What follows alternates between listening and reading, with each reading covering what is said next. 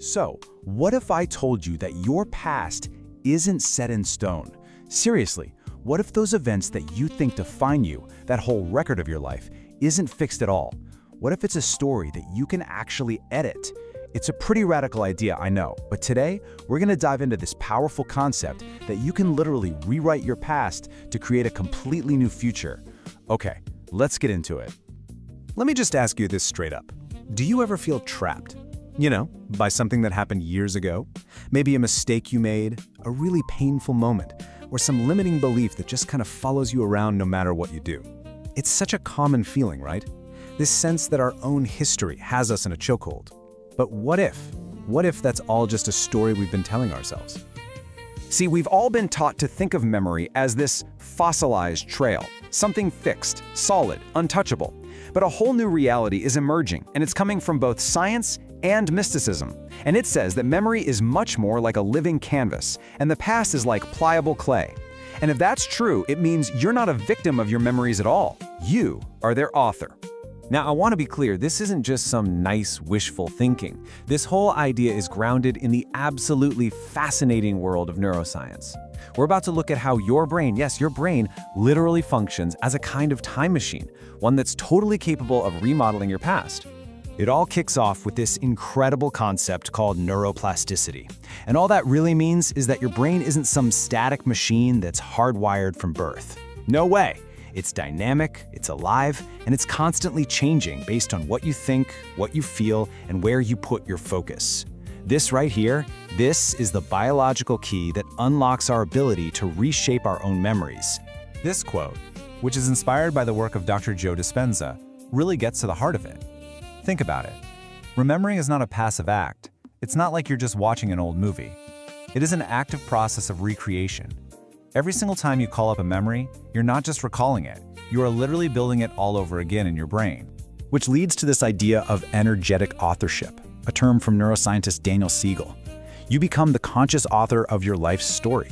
By revisiting those past events with a new awareness, maybe with more compassion this time, you're not just reshaping the memory, you're reshaping who you are right here in the present moment.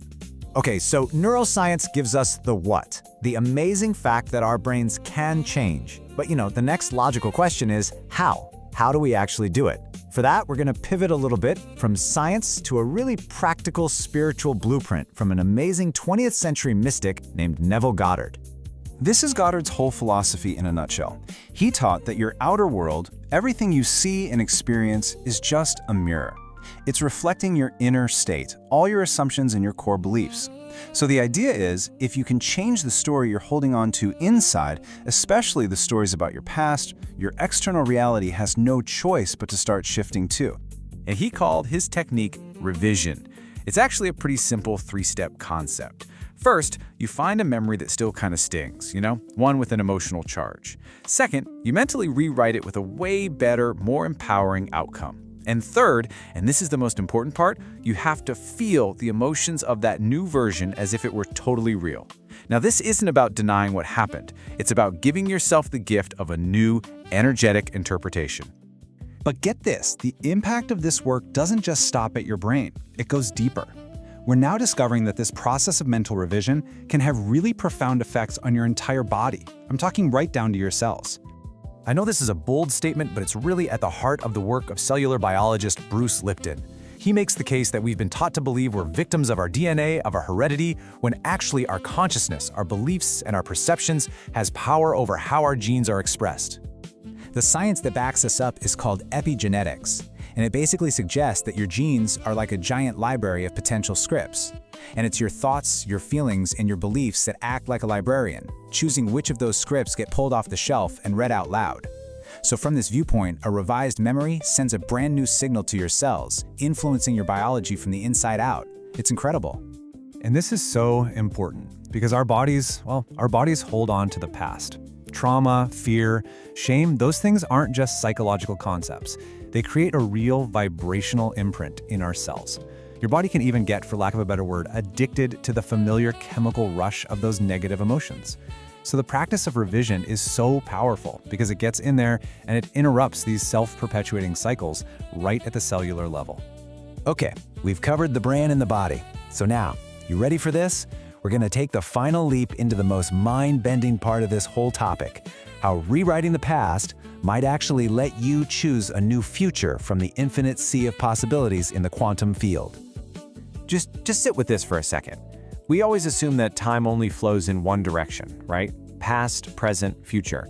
But what if that's not the whole story?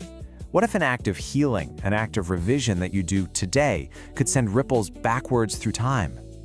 I know it might sound like science fiction, but it actually touches on a real concept in physics called retrocausality. There's research, like from guys like Dean Radin, that suggests our consciousness might not be strictly bound by linear time. Some wild experiments have even shown our bodies can react to something before it actually happens, which just cracks open this mind-bending possibility that our awareness can interact with both the past and the future.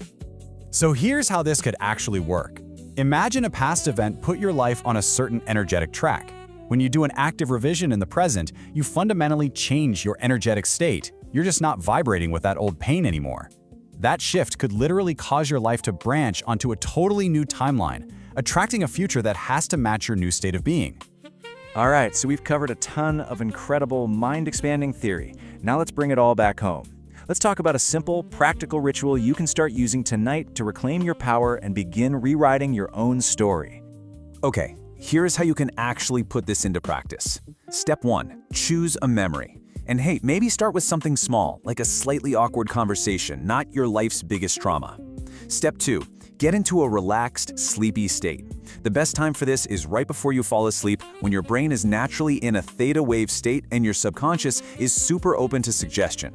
Step 3, reimagine the event. Play it out in your mind's eye, not how it was, but exactly how you wish it had been. See it, hear it, make it as vivid as possible. Step 4, and this is the absolute key, feel it fully.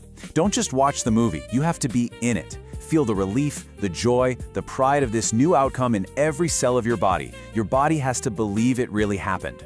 And finally, step 5, release it. Just drop the scene, fall asleep in that new feeling, and trust that the work is done. Your past is not a prison.